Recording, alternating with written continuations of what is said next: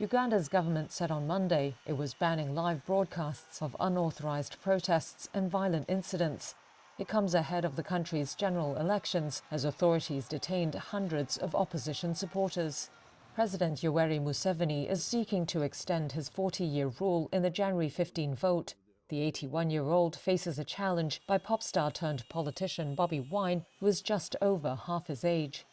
In a statement, the Ministry of Information Communication and Technology said, quote, live broadcasting or streaming of riots, unlawful processions or violent incidents is prohibited as it can escalate tensions and spread panic. The authorities often describe anti-government protests as riots. A ministry official rejected rumours that it was shutting down the internet. Claims suggesting otherwise are false claims. But it has banned the spreading of any content it described as inciting, hateful or violent.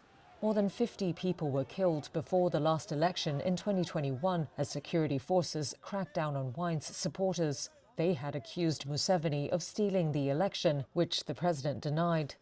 Museveni is Africa's third longest ruling head of state. He came to power in 1986 after leading a 5-year rebellion.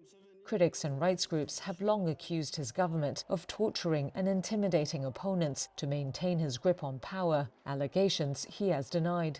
Rights group Amnesty International said on Monday Ugandan authorities have launched what it called a brutal campaign of repression against Wine supporters in the run-up to the election. Police dogs were unleashed on rally attendees. Here's researcher Sikula Oniala. Police response was sometimes very sudden. So if people are cheering in a rally and you start pepper spraying them and tear gassing them, everybody's running for their safety. In some of those places, tear gas was used against many people and many were injured.